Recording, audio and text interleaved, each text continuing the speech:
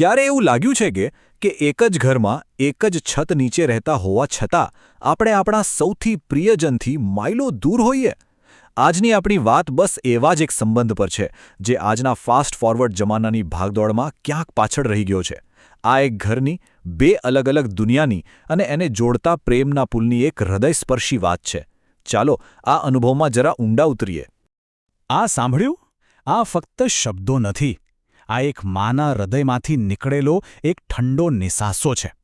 આ એ વેદના છે જે કદાચ આજે કેટલાય ઘરોની શાંત દિવાલોમાં ગુંજી રહી હશે. આ એક જ વાક્ય આપણને સીધા જ આખી વાર્તાના દિલમાં લઈ જાય છે, જ્યાં એક મા પોતાના દીકરાની હાજરીમાં પણ એની ગેરહાજરી અનુભવી રહી છે. તો ચાલો પહેલાં એ સમજીએ કે આખરે થયું શું. કેવી રીતે એક જ છત નીચે રહેતા મા અને દીકરા વચ્ચે એક એવી કાચની દિવાલ ઊભી થઈ ગઈ જે દેખાતી નથી પણ અનુભવાય જરૂર છે. એક તરફ છે માની મમતાથી ભરેલી પરંપરાગત દુનિયા અને બીજી તરફ છે દીકરાની ટેકનોલોજીથી ભાગતી સ્પીડવાળી દુનિયા.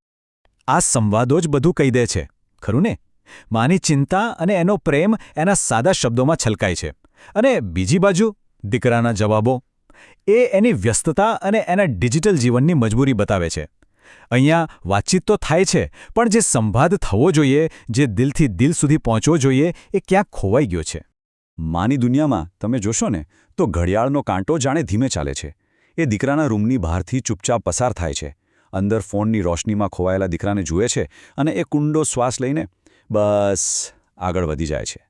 એની ચિંતાઓ, એનો પ્રેમ એના શબ્દોમાં નહીં પણ એના મૌન નિસાસામાં વ્યક્ત થાય છે. એને સૌથી મોટી પીડા એ વાતની છે કે તે પોતાના જ દીકરાની દુનિયાથી કેટલી અજાણ છે. અને દીકરાની દુનિયા એ તો નોટિફિકેશન્સના સતત ટિંગ ટિંગ અવાજ, ડેડલાઇનના ટેન્શન અને હંમેશા ઓનલાઈન રહેવાની જરૂરિયાતથી ઘેરાયેલી છે.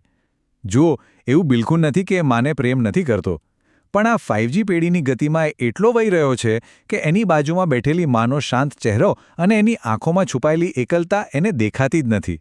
પણ પછી વાર્તામાં એક વળાંક આવે છે. એક એવી નાનકડી ક્ષણ આવે છે જે બધું જ બદલી નાખે છે. એક નાનકડો પ્રયાસ, એક નાનકડી પહેલ જે આ બે દુનિયા વચ્ચે જામેલા બરફને ઓગાળવાનું શરૂ કરે છે. ચાલો જોઈએ કે આ વળાંક કેવી રીતે આવે છે. આ સવાલ પર જરાક થોભીએ. જે અંતર દીકરાની સ્માર્ટ નજર ન જોઈ શકી, એ અંતરને માના ભોળા હૃદયે કેવી રીતે પારખી લીધું? કદાચ એટલે જ કહેવાય છે કે પ્રેમની સમજણ આંખો કરતાં દિલમાં વધારે ઊંડી હોય છે. અને બસ અહીંથી જ વાર્તા એના સૌથી ભાવનાત્મક શિખર પર પહોંચે છે. અને આ એ શબ્દો હતા જેણે બધી દિવાલો તોડી નાખી. માના અવાજમાં કોઈ ફરિયાદ નહોતી, કોઈ ગુસ્સો નહોતો.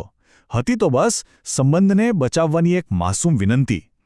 એની આંખોમાં પેલી જિજ્ઞાસા અને પ્રેમ જોઈને દીકરાને જાણે પહેલીવાર કરંટ લાગ્યો. એને અહેસાસ થયો કે એ ખરેખર કેટલું દૂર નીકળી ગયો હતો.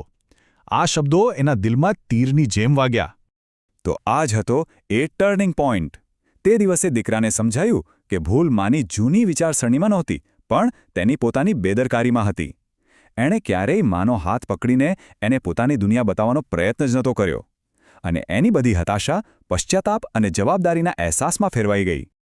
આ હૃદયસ્પર્શી વાર્તા આપણને એક ખૂબ જ મહત્વના સવાલ પાસે લાવીને ઊભા રાખે છે કે આપણે આપણા જીવનમાં, આપણા સંબંધોમાં આ જોડાણનો સેતુ કેવી રીતે બનાવી શકીએ. ચાલો આ વાર્તામાંથી જ પ્રેરણા લઈને કેટલીક પ્રેક્ટિકલ રીતો જોઈએ. જુઓ, આ 3 ખૂબ જ સરળ પગલાં છે. દિવસની 15 મિનિટ, બસ 15 મિનિટ ફોન બાજુ પર મૂકીને ફક્ત એમની વાત સાંભળવા માટે કાઢો. જૂના ફોટો આલ્બમ જોવાથી એ યાદો તાજી થાય છે જે તમને બંનેને એકબીજાની નજીક લાવશે. અને જ્યારે તમે એમના દિવસ વિશે, એમના મિત્રો વિશે પૂછો છો ને, ત્યારે તમે ખરેખર એ કહી રહ્યા છો કે તમે મારા માટે બહુ જ મહત્વના છો. અને આ તો એવી નાની નાની પણ જાદુઈ ટેવો છે. સાથે જમવું એ માત્ર પેટ ભરવાની ક્રિયા નથી, એ દિલ ભરવાનો મોકો છે. એમની સલાહ માંગવી એ એમને સન્માન આપવા બરાબર છે. આવી નાની નાની બાબતો દરરોજ તમારા સંબંધના પાયામાં પ્રેમ અને વિશ્વાસની એક એક ઈંટ ઉમેરતી જાય છે.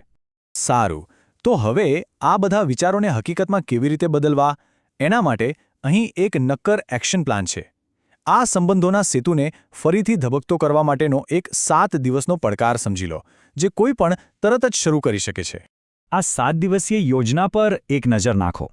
કેટલી સરળ પણ કેટલી અસરકારક છે. દરેક દિવસ એક નાનો છતાં ખૂબ જ અર્થપૂર્ણ પ્રયાસ છે. જેમ કે એમને વિડિયો કોલ શીખવવો, એ માત્ર ટેકનોલોજી શીખવવી નથી, પણ એમને પ્રેમથી તમારી દુનિયામાં આમંત્રણ આપવા બરાબર છે.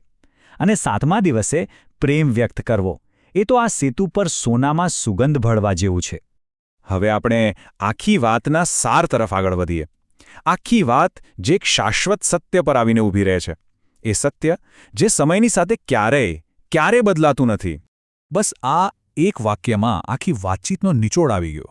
આપણી દુનિયા, આપણી નોકરી, આપણી ટેકનોલોજી બધું જ બદલાઈ શકે છે, પણ માના પ્રેમનો જે પાયો છે ને, એ હંમેશા અડગ રહે છે.